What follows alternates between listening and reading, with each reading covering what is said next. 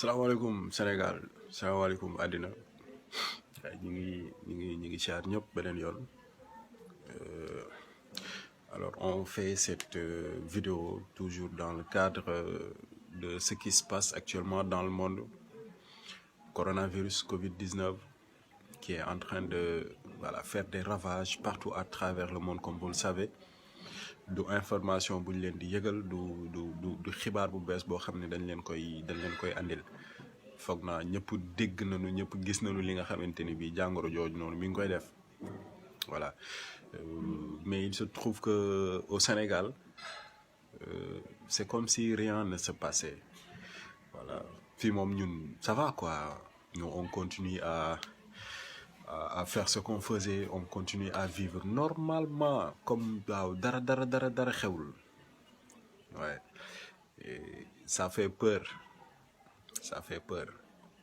Aujourd'hui, des milliers et des milliers de personnes sont en train de crever. D'autres sont sur des lits d'hôpitaux di xaar seen dee mënuñ ci dara parce que comme ni ngeen ko déggee jusque là amul lenn loo nga xamante ni bii mën nañu wax ni lii da koy faj. Liñ ci déggagum mooy chloroquine bi te ay test la ñu defoon ci yenn patients yi suñ borom def ci xéewal yàlla na nekk li nga xamante ni bii dina faj jàngoro jooju noonu. Mais chloroquine bi c'est pour le traitement, donc il n'y a pas encore de vaccin pour ce coronavirus là. Sénégal enregistré nañu benn cas de décès chez Pape Diouf, yàlla na suñu borom yërëm ko xaare ko àjjana. Ñaari cas yu compliqué la ñu amoon, peut-être benn bi moom la ak keneen ki nga xamante ni bii nasaraan la. Mais Pape Diouf dañu nekkoon sur le point de l'évacuer en France. D'accord. L'autre cas critique dont on parlait yóbbu nañu ko France également, ce qui sous-entend que suñu plateau médical peut-être amul doole bi pour mën a gérer yenn cas yu critiques yi. Et les médecins avaient en fait lancé cette alerte-là pour demander au Sénégal encore une fois de plus de vraiment respecter les mesures barrières. Waaw di raxas seen ay loxo fu ñu toll, moytu jonjoo bi, moytu joxante loxo bi, moytu di partager yenn affaires yi, moytu du génn ci bu ñu ko mënee. Voilà. Mais nag daf ci am sénégalais yoo xam ni dañoo dëgër bopp. Voilà, ñun loolu mooy suñu problème Sénégal, parce que dañu yaakaar ni peut-être yàlla sénégalais la, wala dañu jàpp ni suñu cousin la wala suñu mag la, doo comprendre. Mais lu mu ci mënti doon mooy Pape Diouf, comme je l'ai dit tout à l'heure, on était sur le point de l'évacuer dans son autre pays. Voilà. Parce que comme je l'ai dit, il a 2 nationalités. Peut-être que il a fait appel à sa nationalité française pour être rapatrié. L'autre cas grave également, il a été rapatrié en France sur sa demande, bien sûr.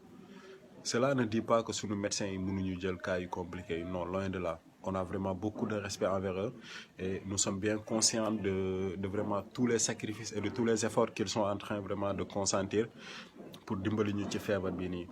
Mais force est de reconnaître que sunu réew mi amuñu doole de. Sunu plateau médical dañ ko mës a xeeb parce que amuñu plateau médical bu am doole en fait. Ça c'est une réalité. waaw ñi mës a tëdd lalu hôpital gis nañ ni mu demee, ñi mës a am mbokk hôpital gis nañ ni mu demee. Chaque fois nit ñi ngi ko doon ñaxtu, même avant l'arrivée de la Covid-19. Tey spécialiste en épidémiologie bëriwuñu Sénégal, respirateur artificiel yi bëriwut Sénégal, lal yu mën a jël tey maladie yu bëri yi nii amuñu ko. Donc la population doit être consciente de ce danger. Ñu sàmm suñu bopp, sàmm suñu ay mbokk, xam ni mbir mi du ay caaxaan de, du soj wala grippe comme ni ko yenn sénégalais jàppee. C'est un danger réel. Mais c'est extraordinaire quand tu vois ay sénégalais yoo xam ni ba tey jii nii ñu ngi naan la affaire bi amula. Alors non, soj la rek gaayan. Ok, soj buy rey ay 10 000 personnes, soj grippe buy rey loolu buy tëddal ay plus de 80 000 personnes ci ay lal nga di soj la nga am dëgër fit gu toll ni yow ne soj la toog fii Sénégal souvent da nga doon dégg gars yi di tooñ naan suñu poste de santé yi wala suñu district yi faj góom rek lañ mën.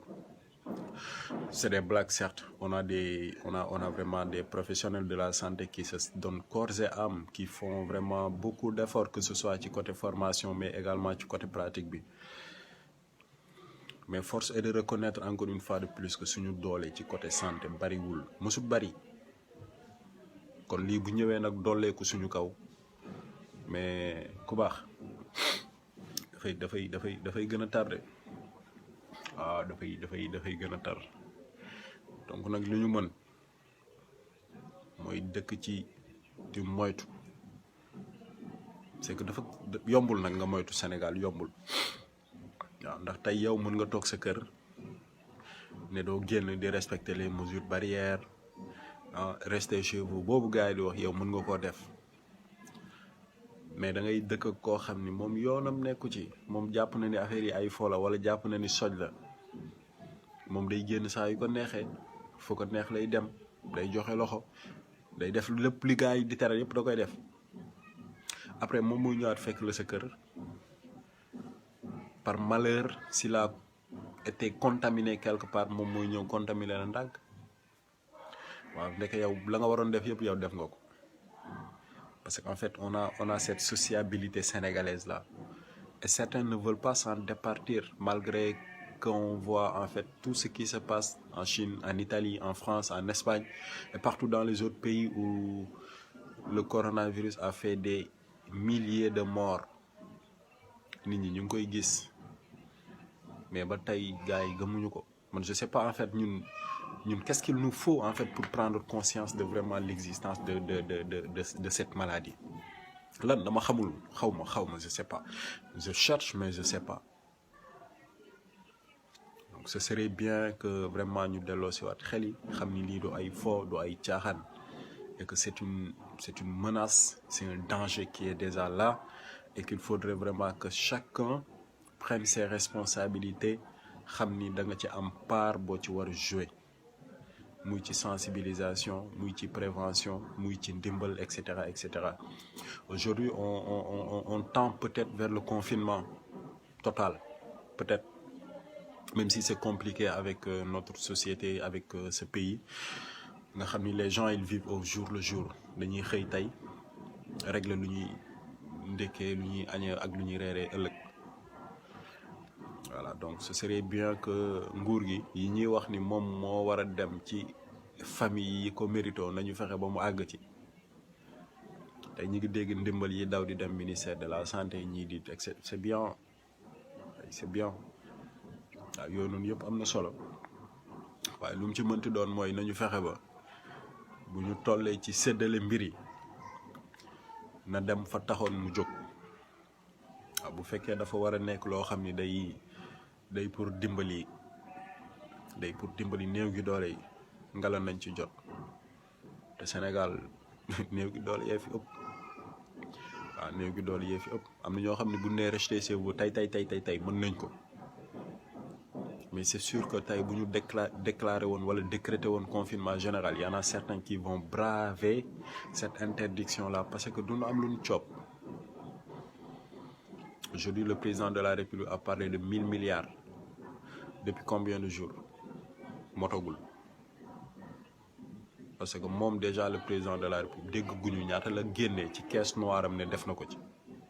Le président de l'Assemblée nationale dégg guñu ni génnee na tàngam wala sàngam ci caisse noire am dugal ko ci donc Sénégalais ñooy taaba kii daw génnee 100 millions kii génnee 1 milliard kii et cetera ça va. On se rappelle encore que inondation yi tari bi mu fi amee woon président de la République jóge woon voyage ñëw rek supprimer Sénat ne day jël fonds ba fa waroon a dem noonu dugal ko ci inondation yi c'est bien tous les Sénégalais avaient apprécié. Conseil économique, social et environnemental, au Conseil des collectivités territoriales, Commission pour le dialogue territorial ak comité xawma pour le dialogue national 4 institutions budgétivores yoo xam ni amul benn importance. Pourquoi pas est-ce qu'on devait pas dissoudre ces institutions mais lan fa joxoon comme xaalis dugal ko ci xeexu coronavirus bi mais on pourrait bien le faire. Président Macky Sall ci yooyu la ko gars yi di xaar mais pas rek ci génn def déclaration jël ay mesures xam nga après xëy recevoir ay nit bon peut-être on reviendra sur ça recevoir nit ñi palais comme pas possible mais ci yii lañ lay xaar nga jël ay décisions léegi dissoudre ces institutions là qui vraiment à mon humble avis n'ont aucune espèce d'importance mis à part pour peut-être caser de la clientèle politique ou pour permettre à certains de se faire de l'argent.